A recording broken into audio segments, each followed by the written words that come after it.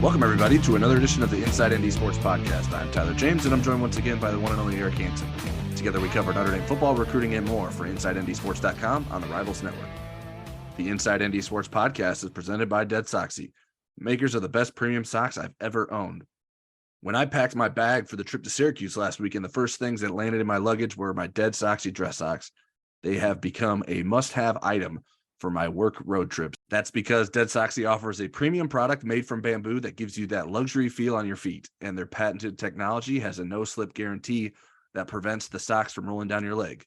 And if you haven't been paying attention, Dead Soxy recently launched a navy and gold product line that aligns with the allegiances of our Inside ND Sports Podcast listeners.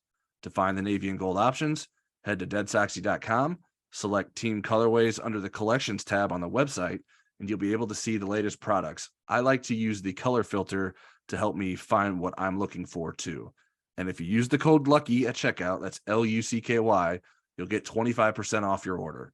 We are really excited with how closely Dead Soxy has worked with us and reached out to our Inside ND Sports community, especially on the Insider Lounge message board, where you can even chat with them directly in a thread that they've created. So take care of this special offer created specifically for you. Find your new socks at deadsoxy.com and use code LUCKY at checkout for 25% off your order. Notre Dame rolled out of Syracuse with a 41-24 victory on Saturday behind the strength of its running game, defense, and special teams. The Irish will need plenty more of that this Saturday when top 5 Clemson comes to town for a primetime matchup. Given how important the running game has been for Notre Dame, we wanted to reach out to someone who knows a little bit about carrying the rock for the Irish. He's a legend who doesn't need much of an introduction, but I'm going to give it to him anyways.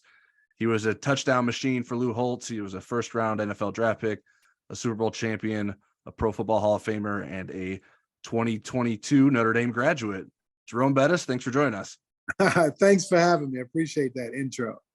You're welcome. Because you were on campus as a student as recently as this spring, Jerome, I'm curious, what has it been like watching the 2022 season, knowing that you do have some connections to this team? Yeah, it's been interesting because obviously having seen a lot of these young men kind of up close and personal, it gives me a better feel of the team itself and kind of what's going on. Having multiple conversations with Coach Freeman gives me a little bit of a connection in terms of feel closer than I probably under normal circumstances would feel to a team. And when you're not there, you don't know any other young men. You look at it more, externally. And now, being able to see these young men and see how hard they've worked and what they've put into it, you look at it more internally, and I appreciate what they're doing, and I feel for them, when they kind of stumble and lose a game. Jerome, I know that Marcus mentioned to us a few times that you guys met pretty regularly when you were a student on campus. And given how much you kind of saw of his blueprint of maybe the big picture things, how has this season played out in your mind in terms of his adjustments as a first-year coach? I mean, did you see the bumps in the road coming, and do you think they're going to go away soon? Well, here's the thing. You assume there's going to be bumps in the road. You've got a young quarterback, right, with literally no experience that was going to be starting the season.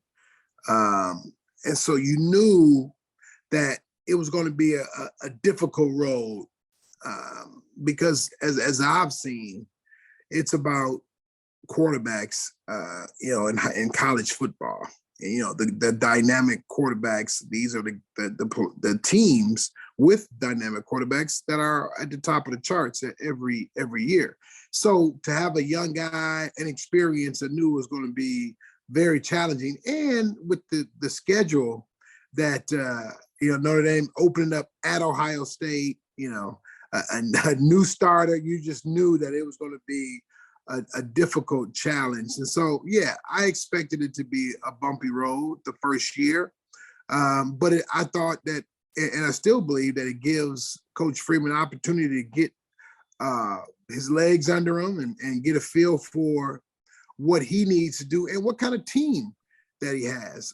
Because obviously, first year coach, he's finding his way, but also it's a team that's trying to, develop an identity. And I think now they're starting to figure out who they are and how they need to play. And you're seeing a different Irish football team when they go out on the field. Jerome, when they lose some of those games, let's say Stanford game, there's people that want to kind of relitigate the whole hiring process. What do you see in Marcus Freeman? And we've known Lou Holtz was 5-6 his first year. Brian Kelly was, 4-5 at one point that first year. So what is it that you see in Marcus that leads you to believe long-term this is going to end up being a really good hire? Well, I see his energy, his enthusiasm, his excitement, the way he's going about coaching these young men. I know that it's going to be successful because I was one of those kids, and if my coach is telling me all these things, I'm going to believe him. And that's what, Lou Holtz did. I mean, he sold us an idea of what we could be and what we could become. And we were able to get close to that. We never reached our full potential. Obviously, we didn't win a national championship, but we believed what our coach was telling us, and that's because we all bought into the program because it was genuine. And that's what I see with Coach Freeman. It's a genuine, it's authentic, and these young men, they know if it's not real. Right? And if you're going through the motions, and then they will in turn go through the motions as well with you. So these kids are all invested, they're all in because Coach Freeman is. And so we have to give him an opportunity to get in there. And unfortunately, the way this world is now, if you lose 3 games, now they're saying, hey, we got to get him out of here. It's like, are you kidding me? We got to give him a chance to let his program develop. He's going to be recruiting. He's going to get some really talented kids in here. Give him a chance to let those kids come in and make a difference. Jerome, Audric Estime seems like a running back that you'd have an appreciation for. I've even heard some people compare him to you, which is probably a bit premature. How important is that physical presence into Notre Dame's offense, and what is your appreciation for seeing someone like Audric Estime in Notre Dame's backfield? Oh, I've got a great appreciation for Audric and what he's been able to accomplish. I mean, to come into this year, not really as the lead dog. He was kind of the afterthought, the third wheel. Well, we'll see what he has. And for him to jump on the stage and really take the reins and really identify this team as a powered football team. I mean, I think up until he really stepped on the stage, you didn't know what kind of team Notre Dame was going to be.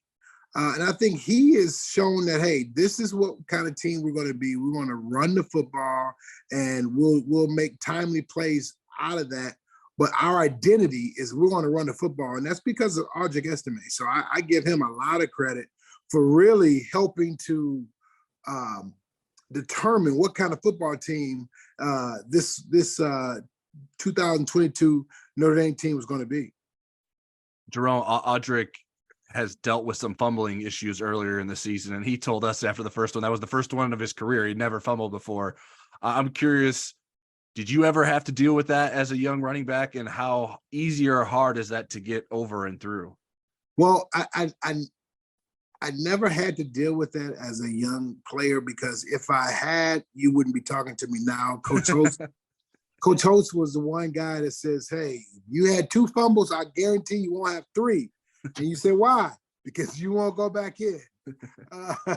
So he was that kind of guy that you did not fumble. So I was fortunate enough to fumble very, very few times because we understood that with the wealth of talent that we had in the backfield, if you fumbled the football, there was a slim chance of you getting back in there anytime soon. So, but I do believe that Audric has to understand the importance of the football, right?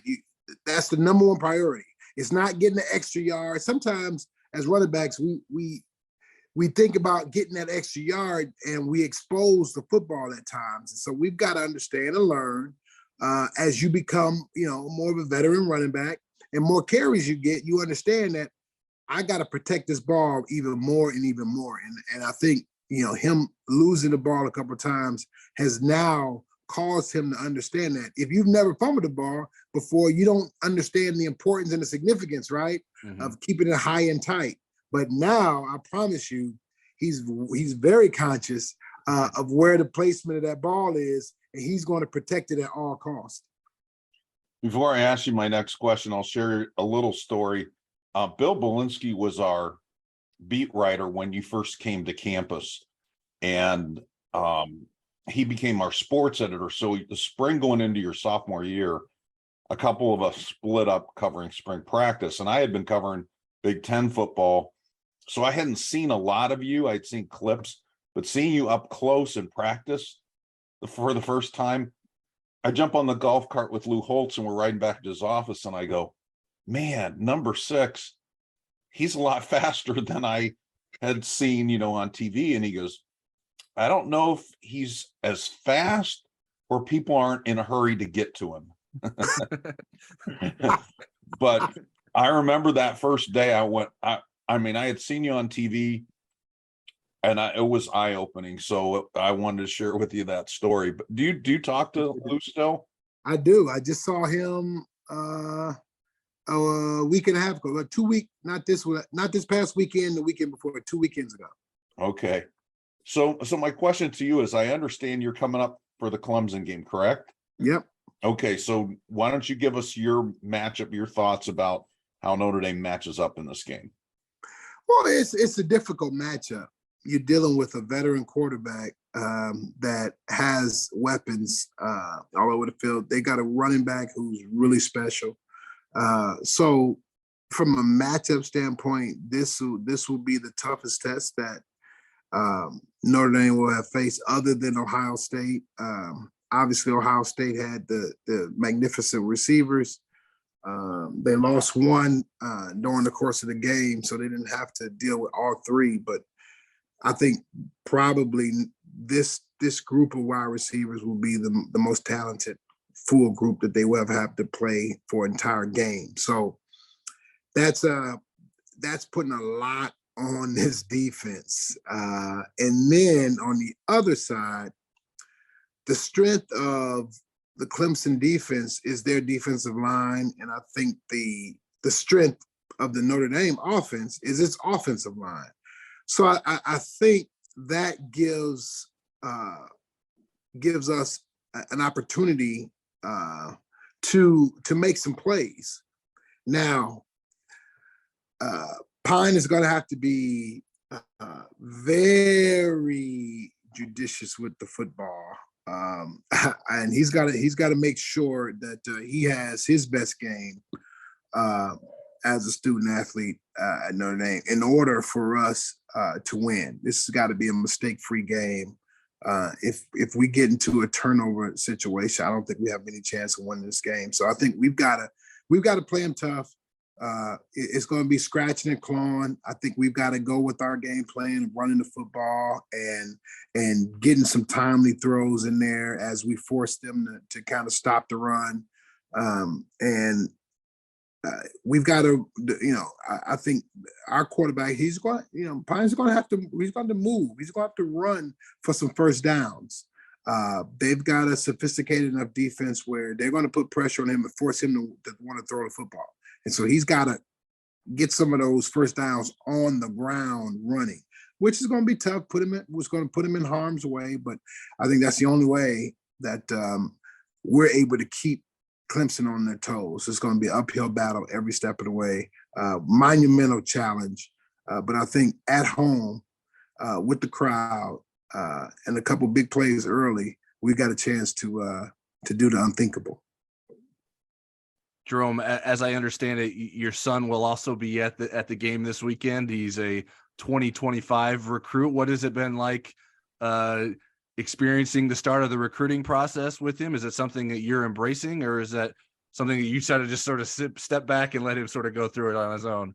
Well, I'm embracing it. I'm letting him go through it, but I'm just making sure that he's looking at the right things and not just looking at, who's the top teams in the country and what is this. Well, I want him to understand that in picking a school, you're looking at multiple factors, right? And so this is another opportunity for him to look at the school that I went to. Obviously, I'm biased, and so I would love for him to love Notre Dame. He grew up on Notre Dame football, so I would love for him to see what I saw, and looking forward to taking him there and letting him see everything, but understanding as well. He still has a lot of developing to do and a lot of growing to do, and by no means will I say right now he's ready to play at Notre Dame. No, not the case at all. So he's got 2 more years, and hopefully with the trajectory that he's on, I think he'll be more than capable, but it's still a process, and I'm looking forward to going through that process with him. Speaking of process, you talked a lot about your experience coming back to Notre Dame to get your degree while you were here in the spring. Mm-hmm. And I'm wondering, now that you're several months out from that, has it changed your life in any way? Is, either from a personal standpoint or for professional or whatever? Well, it definitely changed my life, because just the introduction I got today was, class of 2022, that will be with me forever. And that is something that I always felt incomplete. And as much success as I had, I would look at a bio and I would look at something, I read it, and it's, he attended the University of Notre Dame. And that's kind of, how you have to leave it. And it's like, And so I always, year after year after year, looked at that and always felt that it was incomplete. And no matter how much success I had and gotten to the Pro Football Hall of Fame, and you're looking at all this, and it's still not complete. And so I just felt that was something that I needed to do for me, for my family, for my mother. So there were so many reasons. And yes, I feel like a different person because I was able to complete a task that was set forth in front of me over almost 30 years ago. And I was able to close that door. So it's a big accomplishment for me. And yes, I feel, and I am a different person as a result of it. So what's next on the Jerome Bettis to-do list? The next thing is to get my daughter to college. She's a senior. She's looking at a bunch of schools, and she loves Notre Dame, but there is a but. She's also super interested in schools that I would love not to name because they're like my nemesis schools. Like she was one of her teammates. She runs track, and one of her teammates went to USC, and she went out and visited. I'm like, of all the places. And then another trip, she went down to the University of Miami, and I'm like, no. And I'm like, you know what? You can go to these schools. I'm just not writing the check. I'm just not. Yeah, your mother's gonna have to do it because I cannot. In all honesty, write a check and say, payable to either one of those schools. No way. Jerome, I'm curious where you were when you watched the 2020 game at Notre Dame Stadium with Clemson and Notre Dame. Where were you? I was at home, and it was exciting. It was all here. My family, everybody was watching it, and we were on the edge of our seats, watching that game. And what was your reaction during the height of COVID when the students stormed the field? I'm like, oh my goodness, a super spreader. Here we go.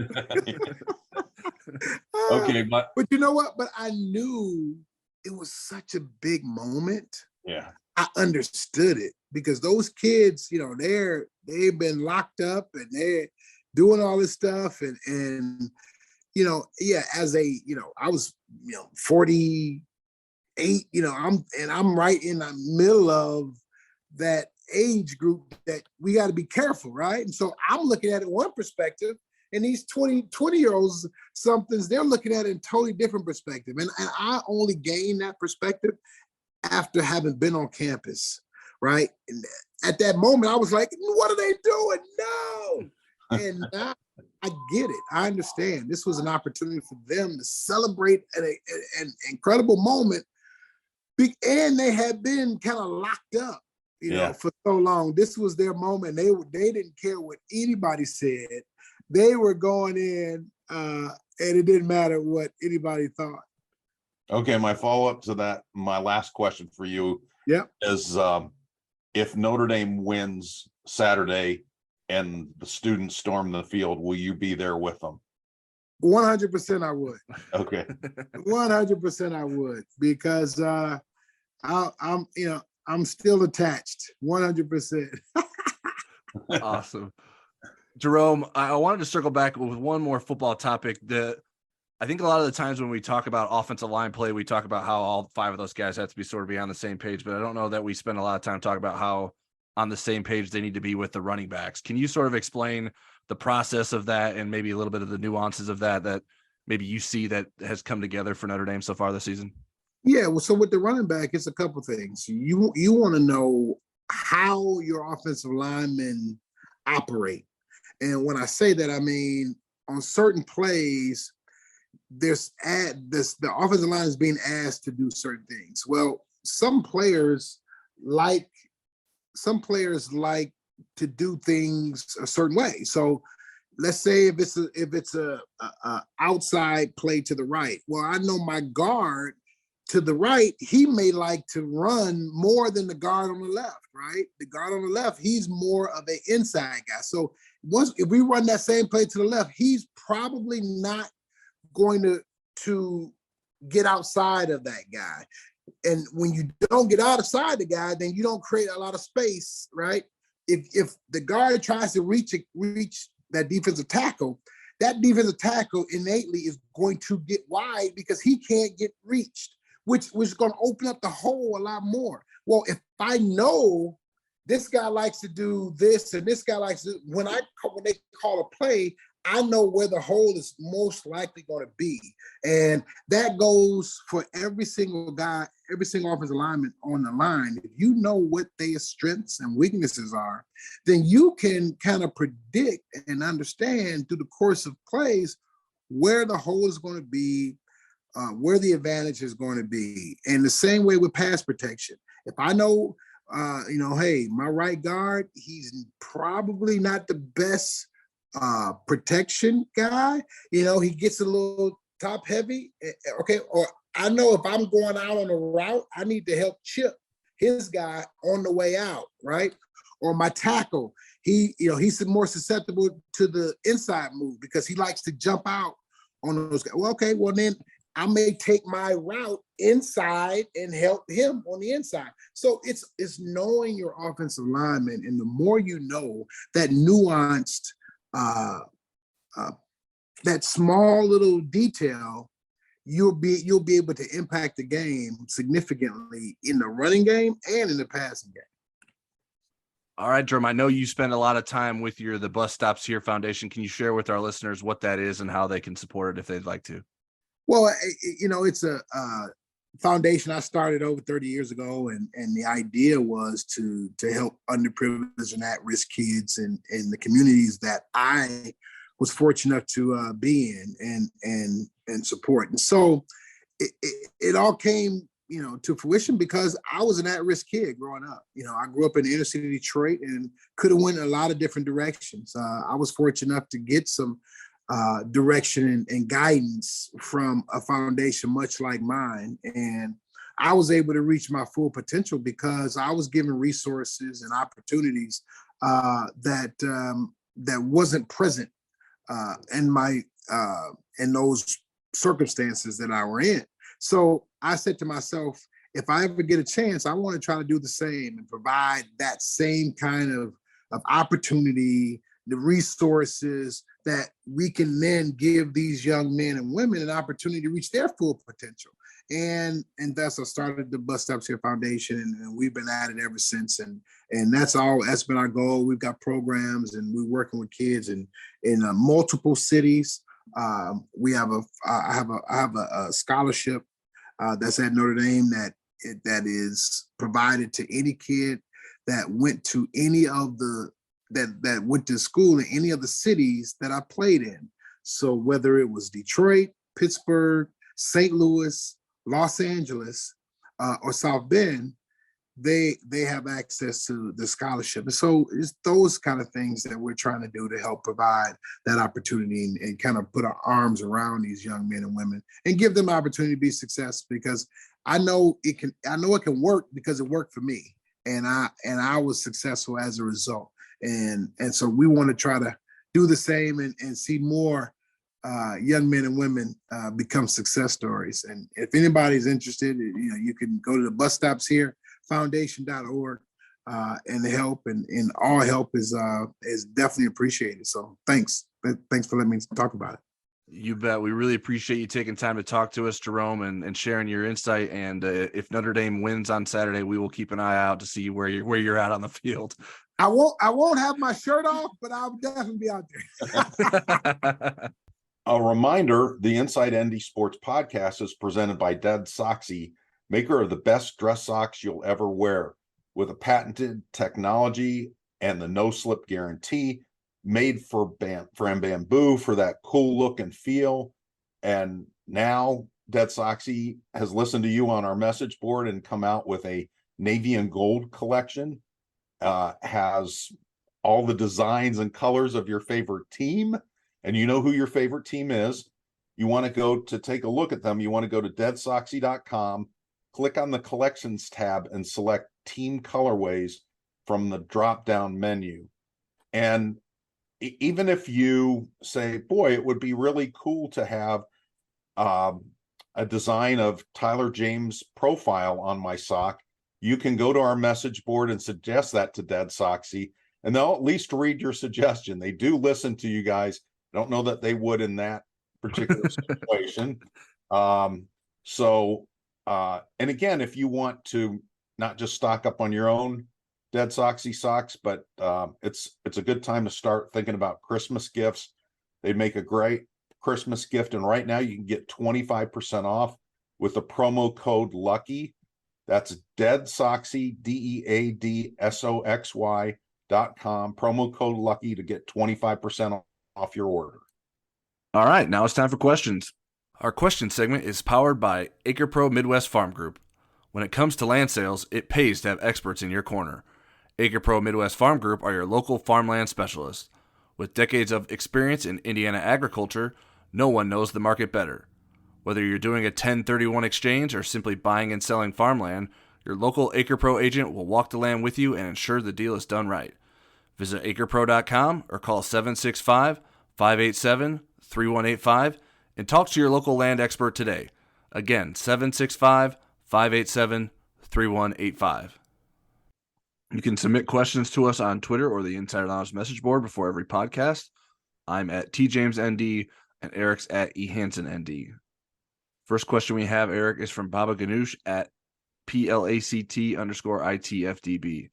What else can Notre Dame do to put Drew Pine in a position to succeed with the pass? It's maddening to see the same thing the last 3 games and continue to see bounce screen passes or wide open misses. I feel for the kid, but isn't it becoming an untenable situation? Well, let me answer the last comment there. If there were a better alternative, if Steve Angeli were ready, I'm sure they would consider that, and he must not be, and that doesn't surprise me. I see the same thing you do, Baba Ganoush, and I've given it some thought too, and we talked about it a little bit on the YouTube show on Monday night. Maybe rolling him out a little bit, but again, then you're just giving him half of the field to throw to, which I think teams would love. I think, again, probably the easiest or probably the best solution is what Tommy Rees did in the Cal game after he was struggling to begin that game, and just settling him down by giving him the easiest throws that he could have to get him some confidence and get him going, and then eventually kind of opening things up a little bit more. That puts your offense at a disadvantage, but it worked against Cal. I don't know that it would work against a defense as good as Clemson, but I think that's what you have to do. And maybe just getting the ball out of his hands quick, where he doesn't have to throw, he doesn't have to do a lot of progression reading. He can just get rid of the ball. So that would be my advice. Yeah, I mean, I'm starting to run out of suggestions, if I'm being honest. I think, he has to make his reads, he has to make his throws. He's not necessarily doing all of those consistently. And it seems like every sort of obvious solution or suggestion, there's a counterpoint to it that the defense could do to make that difficult. Like, throw it quick. It's like, well, okay, yes, I tend to agree with that. I'd like to see him just sort of make these decisions quickly and more decisively. But if the secondary is playing tight coverage, do you trust enough of your receivers to get open and make a play? Who beyond Michael Mayer are you willing to put in contested catch situations close to the line of scrimmage? So I don't know. I mean, he has to play better. I think that's part of it. It's not just on play calling. I mean, I don't know. There's sometimes, when you design a screen, he's got to make the throw. I think, for instance, like the Lorenzo Styles one, Lorenzo probably could have come to the ball a little bit more. And then Marcus Freeman mentioned something on Monday, and I don't know which plays he was referencing, but he said something to the effect that sometimes our pass protection isn't helping. It's maybe getting in the way, and he was indicating that that's not necessarily the offensive line, but maybe the running back, certain situations. And if you go back and watch that screenplay, Audric Estime lines up to Ian Book's left, and the screen is being thrown to the left. So at the snap, Audric is trying to help pass protect to the right. So he sort of has to step in front of Drew. Drew sort of has to step back, and that creates more time and maybe makes it harder for Drew to make that throw, because then the defensive end on that side sort of rushes at him. And I think he's a little bit concerned that guy might get a hand on it. So there are little adjustments here or there that I think could make a difference. But at some point, the quarterback has to be able to make up, and your receivers too. They have to be able to make up for not everything being perfect. Like, especially against a team like Clemson, Notre Dame is not going to be dealing in opportune and perfect situations. So it has to sort of make up the difference with its ability to make plays, whether it's the quarterback or the receiver. So I think that's where I think a lot of the fault lies. Certainly, Tommy Rees can do some things in play calling. I still think RPOs and play action need to be a staple of the offense, and try to get some more of the running backs in space, and maybe try to stretch the field horizontally, because it seems pretty clear that Notre Dame can't stretch the field vertically a lot, and they're also not passing the ball well in between the hash marks. So whatever it can do to sort of utilize the outside edges of the field, maybe that's an area for something to do. But sometimes those can be harder throws for Drew Pine too. So I don't know if I sound exhausted. I think that's probably the right reflection of my views of the passing offense at this point. All right, next question, which is fairly similar, from Marie Biafore at Biafore_Marie. What do you think needs to be done to get Drew Pine some confidence? What would you do with the scheme? Have him come out of the pocket a little bit and make some easy passes, more play action, more RPOs? Also, would you bring in a sports psychologist this week? We answered that a little bit in the last question, and we rambled with that. I'm going to try a little bit different approach with this. You mentioned the RPO game, and I think you mentioned in another question, they do some RPOs, and I think Drew makes some good decisions with those. But where teams have kind of found the trump card for him is in drop 8, rush 3. And so even if he makes the right read there, he's having trouble navigating that rush 3, drop 8. Every quarterback has to go through it. I can remember Jimmy Clausen having to do it, Sean Kaiser having to do it.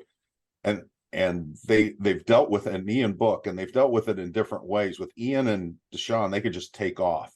They could run the ball and make the defense pay. I think maybe you have to do that a little bit with Drew. You're exposing him to injury, and he's not the quickest of foot. He's not going to be able to make you pay, but he's not, Tommy Rees or Jimmy Clausen either. He can run faster than them. So if he can get 6 yards on a play like that, maybe the team reconsiders at some point dropping into 8-man coverage. I think that's probably the other thing is the thing that got Jimmy Clausen out of it was his checkdowns. He was really good eventually in finding that receiver that could get in space and do some damage with so many people drop down the field. And with Clausen, they were dropping deep because Clausen could wing it deep. So there was some space in the middle of the field, and he was able to, between Charlie Weiss with his decided schematic advantage and Jimmy, they finally got through that period, and then people didn't challenge him. As far as a sports psychologist, I'm not sure, and I'm not sure that they would be real open to talking about that. I know Jack Cohn was really happy about having Amber Selking on staff, the performance specialist, who was not retained after last season. I think I read somewhere that Notre Dame does have some resources put into that. The times that I asked Marcus about that back in the off season, I think I surprised him, and he didn't have a real direct answer for me, but maybe it's something worth asking about again. But I'm not sure, especially a resolution that they'll volunteer that's happening, maybe after he gets it. That was kind of the way it was with Jonas Gray. Jonas saw a sports psychologist when he was having a fumbling problem, and they kind of after the fact volunteered that information once he was going in the right direction. Yeah, I don't know. Like bringing someone in this week, I think it would need to be someone that you already have established a relationship with, or in that way as a sports psychologist. I don't bring someone new in. Doesn't sound like a great idea to me, but it's, to be frank, it's something that I don't have any sort of experience with. I don't really know what that's like, what a player can get out of that, other than we've heard people say that it helps them, but I don't know that I don't know that I have any experience in hearing from someone like saying, yeah, I was really struggling, so all of a sudden this person came in and fixed it for me. I had an interview with Cohn where he did say that. Not so much that he was struggling with something, but how much Selking helped him. And so but it wasn't a specific week. It wasn't like after the Cincinnati game, he just met Amber Selking, and then they got to know each other, and she fixed his problems that week. So I just, some of it, like, it has to come from success, and if you don't have the success, you can't really manufacture confidence. It can come from repetition and comfort from what you're doing in practice and feeling like that's going to apply in the game. And then you got to see it work in the game too. So I think you have to make the easy plays and the big plays early in the game, and the confidence sort of comes from that. And sometimes there's, we've seen pro athletes. I remember John Smoltz was helped by a sports psychologist, and he talked about it. And then there's guys that have the yips. Who's the left-hander that played for the Cubs and the Cardinals and played for the Cardinals one year, the lefty that couldn't throw to first base? Is that Lester? Yeah, Lester. And they just had to kind of work around that. He never got over that. He was so good at the other aspects of the game that it became less of an issue. But he never got through that. All right. Speaking of the yips, Andrew Barlow at Barl Andrew says it's pretty clear that Drew Pine has the yips. Should ND bring back their sports psychologist? I seem to recall her tenure ending when Kelly's did. So we have a lot of questions that are sort of dovetailing on each other. But what are your thoughts on Andrew's question here. I liked Amber King. I just heard from so many players about that being a positive. I know that Brian felt like she was a positive.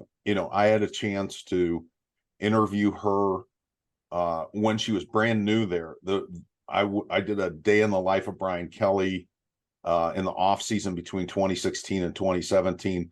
Talked to her then, ran into her at Pete Chiavarelli's house one day after a game and had a great conversation with her. I think she's terrific.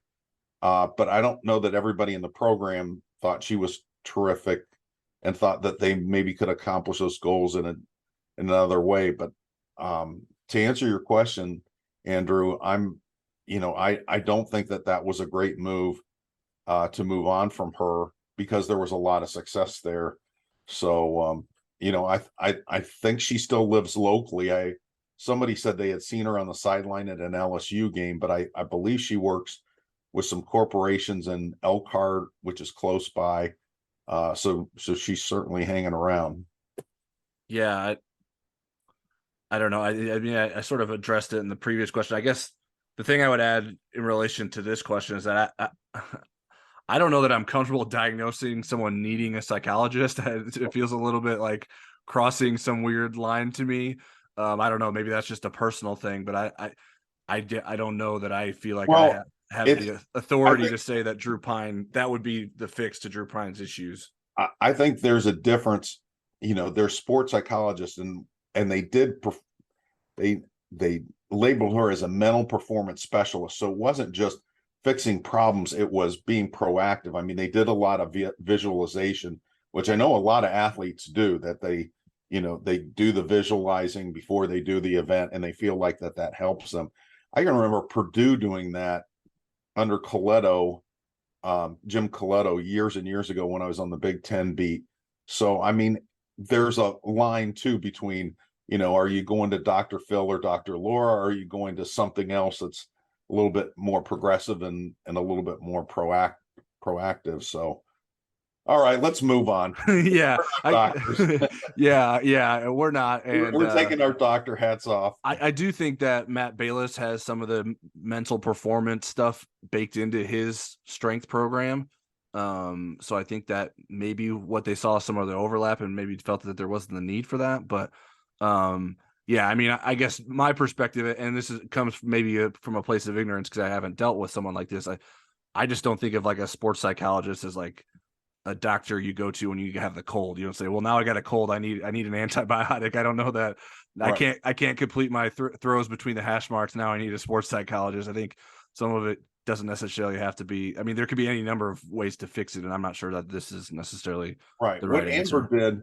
Amber did some individual stuff, but she did a lot of group stuff, and she did stuff with coaches too. So, all right, next question. Maybe she had Brian Kelly envision himself running out onto the field during an onside kick.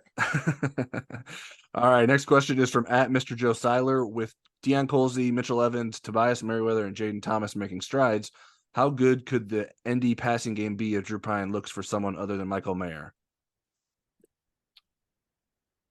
Well, the thing is, you don't want to ignore Michael Mayer. I mean, he's the best tight end in college football and maybe will end up being the best tight end in the history of Notre Dame. So certainly you don't want to ignore him. At the same time, I do think for Drew Pine, it's become a security blanket and he misses other open receivers because doesn't go through his progressions. He locks on to Michael Mayer and doesn't make that next progression. And I do think some of the other receivers that you mentioned would do a good job. And you've seen, if you go back and watch some of the TV copies, or you're watching it live like most people are, you see that the announcers even point out that there were people open and he's locked in on Michael Mayer. So a little bit less of that and a little bit more of those others. And I think that would certainly improve the Notre Dame passing game. But man,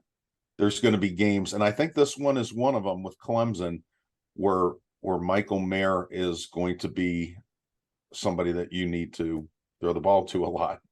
Yeah, I think sometimes it's unfair to say, oh, this guy was open, because we have no idea like where he was in the progression, if there was something pre-snap that led him to looking to the left and the guy was to the right and he was maybe his fourth or fifth option. Like that's not usually realistic that person would, the quarterback would sort of get to that person in the progression. But I would tend to think that usually the guys on TV, the guy, especially guys that have played quarterback, may have a better sense for that than we will. I think the offense can definitely improve with the strides that those other pass catchers are making. I still don't know. I mean, to me, you don't really have a number one wide receiver. I mean, Michael Mayer is your number one pass catcher, but we thought it would be Lorenzo Styles. He still isn't that. Can he be that? I think so, but I'm not sure if that's happening this season or not. And so I think if you had sort of nice to see Deion Colsey get 3 catches. Yeah, no, that was encouraging. I think you'd like to be the sort of there to be some number 2 go-to guy. Like obviously Michael Mayer's the go-to guy, but okay, who do I look to next, or who do I have the most confidence in next? And I don't really know what the answer to that is. So he definitely needs to take some of his focus off Michael Mayer. Like it wasn't a coincidence that Tommy Rees, I don't think we've addressed this on the podcast because it happened last Tuesday night. Tommy Rees, when we were talking to him about is Drew focusing on Michael Mayer too much, he sort of raised his voice, not in an angry way, but just so Drew Pine could hear him, who was in the room leaving after his interviews, to say sometimes our eyes need to go somewhere else because there are going to be, like, he needs to leave the focus from Mayer and move on to the next option sometimes. And so I think that is an area of improvement that Drew Pine can make.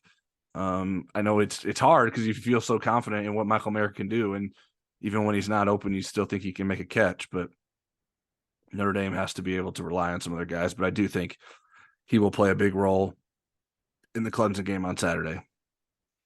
All right, next question is from @Sully Fenton. Do you think Notre Dame goes after some receivers in the portal or rolls with the freshman class coming in? You know, Kyle Kelly, our recruiting writer, posts a lot of the highlights from these receivers in their high school games, and they do look pretty good. They have 3 committed right now. They're trying to add a 4th to the class. We believe that 4 receivers that are currently on the roster won't be on next year, and we're including Avery Davis in that group. So you would still have, if you sign the 4, kept 4, you would still only have 8. Chancey Stuckey has mentioned, the wide receivers coach, that the ideal number is 10. So let's say he gets what he wants. Then you would be probably looking at 2 portal additions. I think at least one of them, and I think a grad transfer one makes some sense. You know, you want to leave opportunities for those young guys to earn some playing time, but I think you need a veteran wide receiver, at least one of them, and get them in January so that they can go through spring practice. Yeah, and just for anyone who's like, wait, he said 4 guys. Who are those 4 guys? Just to make sure that you're on the same page. Avery Davis, Braden Lindsey, Matt Salerno, and Joe Wilkins Jr. are the guys we won't expect to be on the team next season. So that's who Eric's talking about losing. And then obviously the hope is that the 4 younger guys will be back next year: Tobias Merriweather, Jaden Thomas, Deion Colsey, and Lorenzo Styles. So I think the decision in terms of how aggressive or what kind of grad transfers or transfers you look for at the wide receiver position is related to your confidence in those guys that are here now. I don't know how much you can rely on a bunch of freshmen coming in and making those impacts. I think you have to have a sense of whether or not they're going to be reliable. And because if they're not, then you got to have depth, regardless of what those guys can do, or regardless of what the sophomores, the current sophomores and current freshmen will do. So it's something that Notre Dame has to look into. I believe they will look into, similar to what they did this past offseason. But I think there's probably a slot guy, probably an even better chance that they go after someone or get someone this offseason. They'll also have probably some extra numbers, but again, they're going to be freshmen. You know, Jeremiah Love can play probably a little wide receiver. You can throw Dylan Edwards into the slot. So you'll have numbers, but you need some experience. You look at, the Iowa receiver, Charlie Jones, who went to Purdue, and he was pretty set that he was going to go to Purdue once he jumped into the portal. Right. But they did try to make a run at him, but man, he's fantastic. Yeah, that would have been a great addition. Yeah, I think that there's a number of. I'd be curious. Like, does Notre Dame consider? I mean, they have these current sophomore cornerbacks who seem to have been kind of passed up. Or can any of those guys play wide receiver? I don't know. That's like a very reassuring option, but Notre Dame And has. you're talking about Riley, Barnes, and Tucker. Yeah, someone from that group maybe. I mean, that's not like, okay, great, we're going to go out and win games with one of those guys at wide receiver, but I think that's maybe a potential depth option if those guys are still sticking around, because I don't know what their futures look like at the cornerback position. I think Barnes could potentially end up being a safety, but he also has good length, so maybe he could play receiver. I don't really know, but that would be something to maybe consider. But I would expect that would be towards the bottom of the list in terms of what they'd like to do. Next question is from @Charles W. Wolf. Given the struggles in the passing game, are we staring at a Georgia 2019 offensive game plan with a few Michael Mayer shots sprinkled in? You know, this question twisted me up a little bit. So I went back and looked at the game plan. And Notre Dame ran 14 times and they threw 47 passes in that game. So that's not what my expectation would be. That my expectation would be that Notre Dame would want to run a lot more than they threw in the Clemson game. So I would say kind of the opposite of that. The one thing that did happen in the Georgia game in terms of those passes was Cole Kmet got a bunch of balls thrown his way. He tied what was then the school record for receptions in the game with 9, and that was a pretty good outcome. I think Clemson, if Notre Dame had elite wide receivers or even really better than average ones, we might see that be able to work against their defense. But Notre Dame hasn't shown that. So I think Clemson's going to game plan against Michael Mayer and kind of force Notre Dame to beat them with their wide receivers and with Drew Pine's arm. So I think it's going to be maybe the flip, complete opposite of the Georgia game. Clemson would love it if Notre Dame threw 47 passes and only ran 14 times. Yeah, this question threw me for a loop too. I was a little bit lost. That I don't think they're going to try to throw it 47 times. So I was like, well, maybe he was thinking of the 2017 game, but Brandon Wimbush threw it 40 times in that game and also rushed it 16 times. I don't think Drew Pine's going to be doing that many rushes, or hopefully in Notre Dame's case, passing it that many times either. So I'm not. That Georgia defense was so fast. It was the one time Brandon Wimbush looked slow in a game. Yeah. And I don't think Clemson's defense is that. I think if I were going to cherry pick a game plan, it would be the North Carolina game plan from earlier this season that I'd like to see Notre Dame sort of replicate, use the multiple running backs, get the ball to the running backs in the passing game, scheme Michael Mayer wide open, take some downfield shots. I think, like I indicated earlier, I think you can play horizontally against Clemson. I don't know, like they don't have linebackers that are like Roquan Smith. So that helps. Maybe Notre Dame get some mismatches there with some linebackers, and try to use if you can't throw it past them, try to stretch the field the other way and get some guys in space to try to make some plays. Next question is from SJB75 on the Insider Lounge. With regard to Notre Dame winning Saturday night, do you believe Tommy Rees and the Notre Dame offense or Al Golden and the Notre Dame defense have more pressure on themselves for the team to win? I'm not sure about pressure, but I think Al Golden's defense matches up better with Clemson's offense than the other way around. I think Notre Dame still has a long way to go in terms of being a better than average offense, even though the running game has come a long way. That plays right into the teeth of the Clemson defense. So, and I would say too, I mean, maybe if we're thinking about pressure and I'm not inside their heads, but I mean, I think Rees, has career aspirations beyond Notre Dame. He'd like to show the world that he's an elite offensive play caller, and that hasn't happened numerically this year. I mean, maybe if you get into the subtleties, you could build a case. Some of the people doing the games on TV build that case for Tommy, but Al Golden, I think his defense is getting better and better each week. And again, I think it's a fair matchup for Notre Dame's defense against Clemson's offense.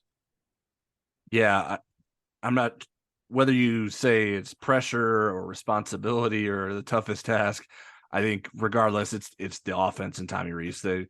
They have the most to prove on Saturday night and the most to do on Saturday night in order for Notre Dame to beat Clemson. So I'm not sure it's particularly close, to be honest. Certainly Notre Dame's defense needs to play well and can go a long way in helping the Irish win the game, but the game, I think, is going to be won with Notre Dame's offense on the field. Won or lost with Notre Dame's offense on the field. It's interesting because the 2020 game, those were both top 10 defenses, and it ended up being a 47-40 game. Now, that wasn't 2 overtimes, but a lot more offense than we thought was going to happen in that game.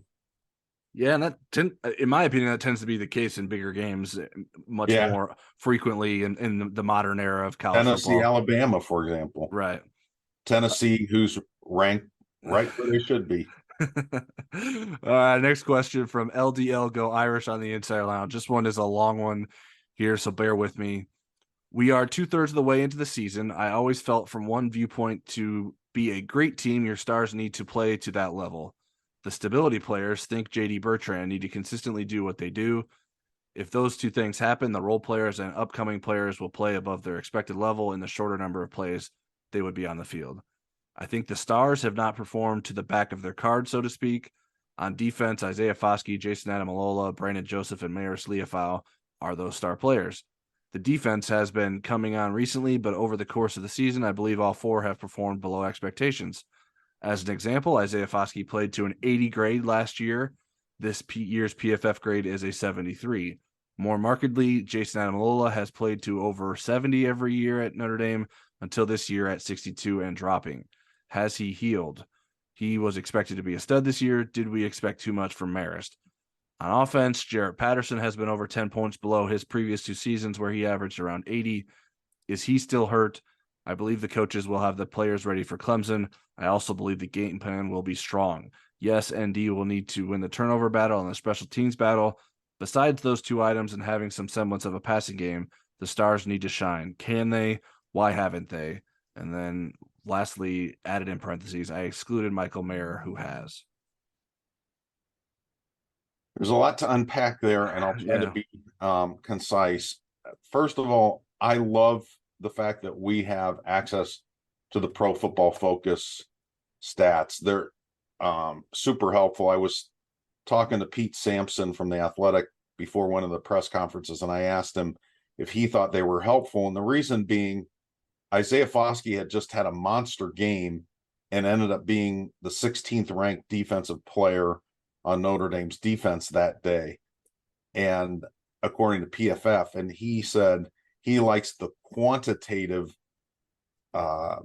aspects of it, but not always the qualitative. And I think for whatever reason, whoever's grading Isaiah Foskey has been dipping into the liquor cabinet, I guess is the best way to do it, because I think he has played, especially the last few weeks, really at a high level. So I'll put that out there. As far as, the stars overall, Jason Adamalola, I thought he'd be a top 5 player on this team. He's not been. I thought Marist Leafau would be top 5 or so. He has not been. With Marist, I think the year layoff and just not having practices in August every day where he was going hard and learning and doing things at full speed probably did set him back more than I thought he would. But we've seen some signs that he's getting better. And then Jarrett Patterson, we're going to talk to him Tuesday night. I think he will be probably hold back a little bit on what his foot feels like, but I doubt that he's fully healthy. They didn't let that completely heal before he started playing on it. He's got a special shoe with a special arch. he said he's got the most expensive foot at the Goog, with all the things that the metal plate that's in his shoe and so forth. And really it was about pain tolerance with him, not the foot kind of completely healing. But I still think he's played well. I think what's kept Notre Dame from being the team, mostly the team that they should have been, or we thought they could have been coming out of the gate. I think some of it is a first-year coach, and I think a lot of it is quarterback play, wide receiver play, and cornerback play. The three, the kind of triumvirate of concerns going into the season stayed there. It was those positions haven't markedly improved. And then was the other part is what they need to do against Clemson. Not necessarily. Just can they? Do you think the Stars can shine against Clemson? I guess would probably be, I think, what the last part of that question is. I mean, they're going to have to. If you think about, the few big stage games that Notre Dame did have success, because they've lost a lot of these. They were 1-18, one of their last 18 going into that Clemson game. And they've been 0-3 since that Clemson game in top 5 games. But the game that they won, which was the one at Notre Dame Stadium, Jeremiah Owusu-Koramoah was an animal. I mean, right. He took over that game.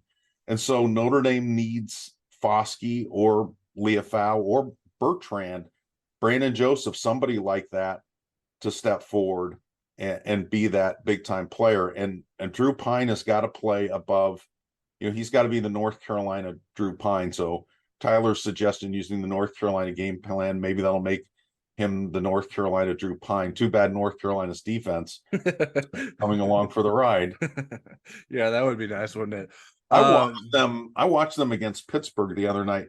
They are improving. They gave Keaton Slovis some issues in the second half. Yeah, Keaton Slovis hasn't been having a great year either, but yeah, I think much worse than Drew Pine. I mean, if you're an opposed, I haven't watched North Carolina since the Notre Dame game, but why every other team wouldn't do exactly what Notre Dame was doing to North Carolina's defense would be beyond me. I think they laid out a pretty good blueprint there. Now maybe North Carolina learned from its mistakes in that game and has adjusted from it. But getting to the question, the one thing that I would nitpick would be sort of the capturing or the phrasing of JD Bertrand being a stability player, whereas Marist Liufau is a star player. I think maybe we thought that would be the case, but that hasn't been the case. So I think JD Bertrand has to play great. I mean, Marist Liufau needs to play well too, but I think if you're going to bet on someone having a great game to impact the game for Notre Dame, I like my money on JD Bertrand more than I like my money on Marist Liufau. Now maybe that's, you don't feel great because you feel like Marist Liufau's ceiling is higher, but he just doesn't play at that ceiling on a regular basis. Now, obviously made a big interception against Syracuse. If you can get a couple of big plays out of him, that would be great. And I think he certainly is someone that Notre Dame could use a good game from. Those other guys like Isaiah Foskey, I think he's been playing better as of late. He had a sort of weird stretch during the season where his playing time sort of decreased and he wasn't playing as well or impacting the game as well. And that certainly has changed in the last 2 games. A big game out of him. Jason Adamola has been quieter as of late. I'm not really sure why that would be. I think Jared Patterson's been good. I'm not really worried about him. I think just sort of overall, I think sometimes I think we're being a little bit hypocritical. Like if a PFF grade matches what we think or matches our opinion, then it's like, okay, that's a good grade. But then if it doesn't match our opinion, then it's like, well, that isn't a good grade. And I don't know, like I think that's how the world works. I mean, anytime you are trying to support your argument, you're going to find stats that support it. Right. So my thought though, I've backed off a little bit on pushing those grades out there as much as I was early in the season with the Foskey grades, because there's no rhyme or reason to it.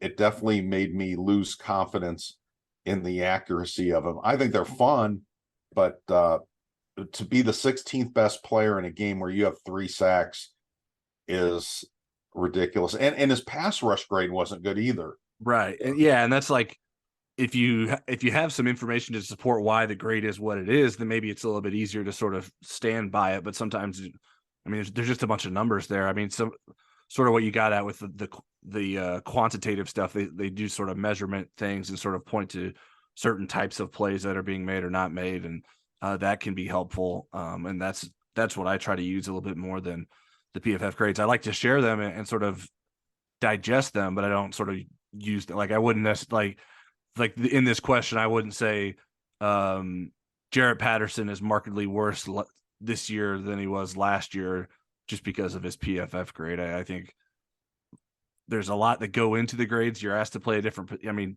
for Jarrett specifically, he's asked to play a different position. How much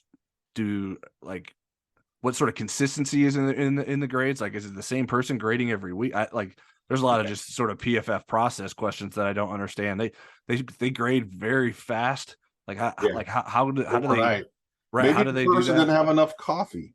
Yeah. I mean, it takes me till Tuesday to do the analysis that I want to do, and I don't sleep a lot during those first couple of days. I'm trying to catch up with all the things that I want to get done, and I'm not watching every player for every snap. So like I don't know. I think it's a lot to do. So I think some of it there's going to be some imperfections to it. So I don't know that I would live and die by those grades. And I wouldn't live and die by anyone's opinion in all times. I wouldn't like even mine. Like my opinion isn't always right. I know that. So I think there's a lot of things that go into that.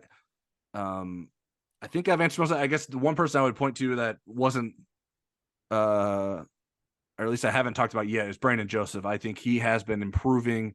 And certainly the Syracuse game was probably the best game of his Notre Dame career, and him having a big game, I think, can go a long way against Clemson. I think he has the ability to do that. I don't have reason otherwise to believe so.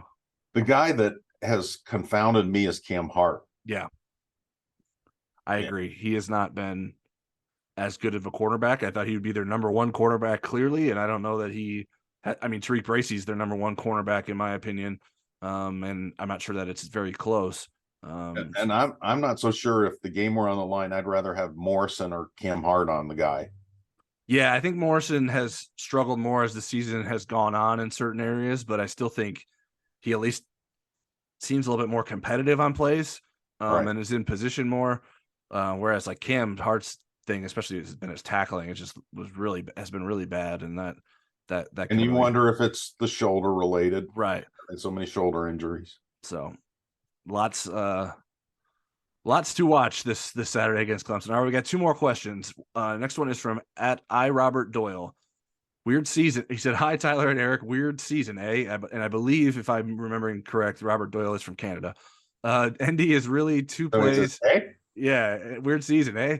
ND is really two plays from being 6-1 and playing a top 10 game against Clemson, but we don't live in the land of what ifs. Question: does Marcus still have the room, so to say, with the seniors?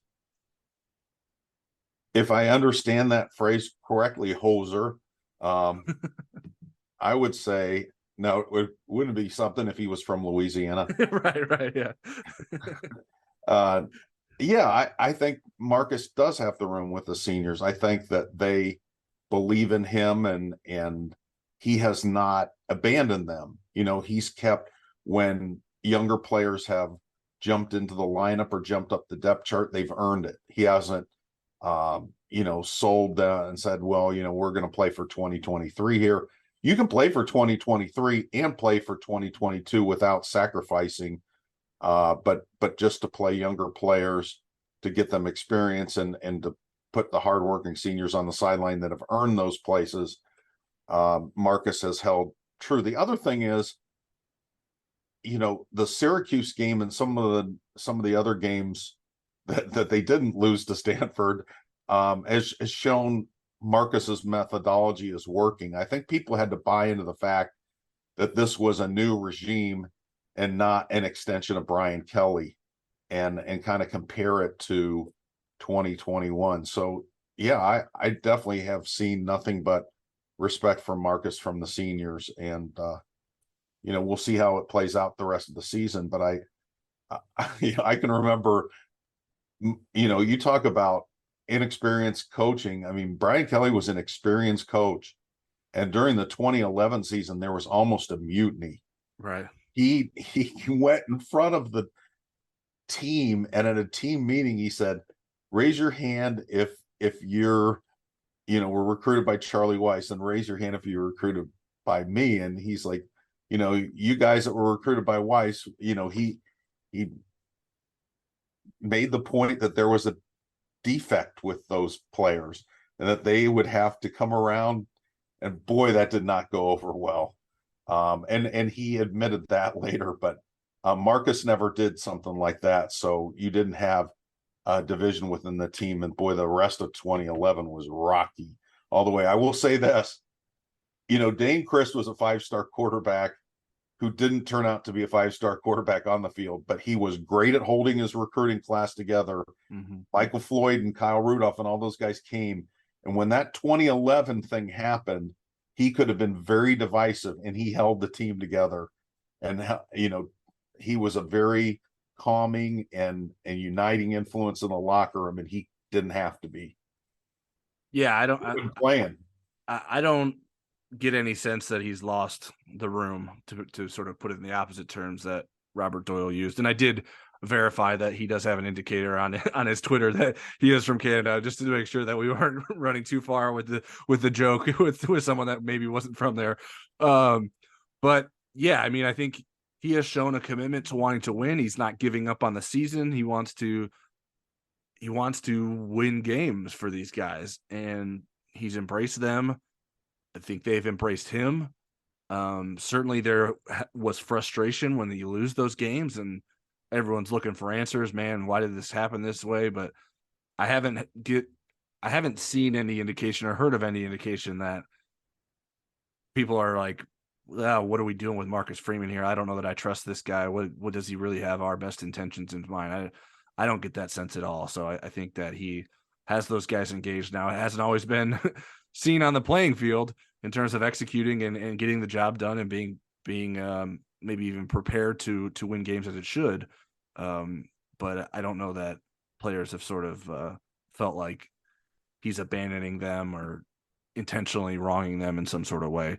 Usually, I mean, in my opinion, that tends to happen more with the freshmen that aren't playing than it does for the seniors. And I think I don't get the sense that that is what is happening either, but I think it's more natural for freshmen to be like, oh man, this is sort of a reality check. And then it comes back to, do you buy into the leader of the program, your coaching staff, to sort of stick through this and be ready to contribute when you're asked.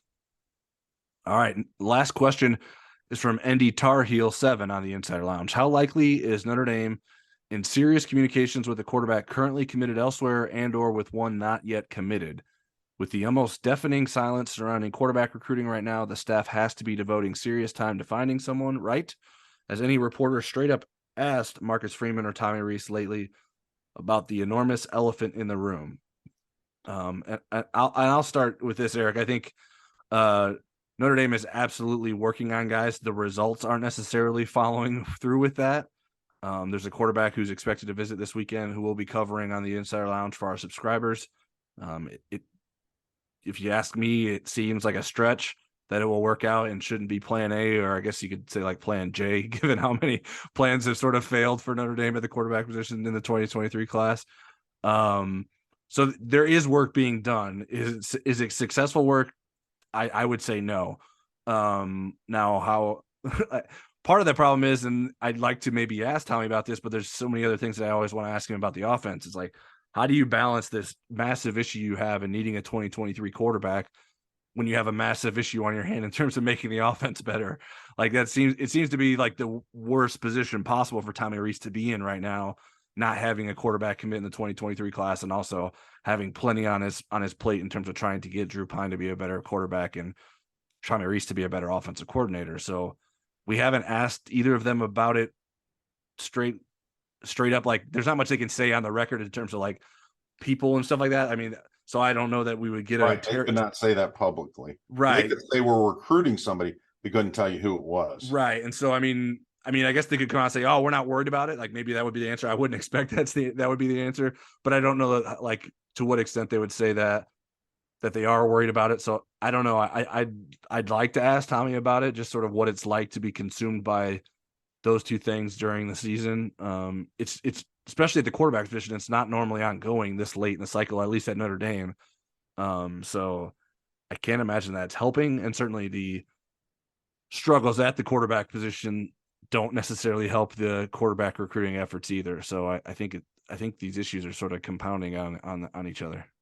Well, I think too, what can you sell that 2023 quarterback as you look at things right now? Right. He's not going to likely be in the mix to be the starter in Mhm. 2023, right? Right. You've got CJ Well, Carson. maybe. I mean, Okay. who If if you're a star freshman quarter, like a star 2023 okay, quarterback, who on Notre Dame's roster are you afraid of, right? I mean, no one's proven anything that you okay, can't be but better than. are they involved in that caliber of quarterback? Let's say, No. okay, I let's mean, they say were. Jackson Arnold was in the mix, then I think we have a different equation. But realistic targets, is that 2023 guy have a chance to start? Especially if Notre Dame's looking at a portal guy. Right. And that's the thing. There's a lot of speculation that Notre Dame will take a portal quarterback at this point.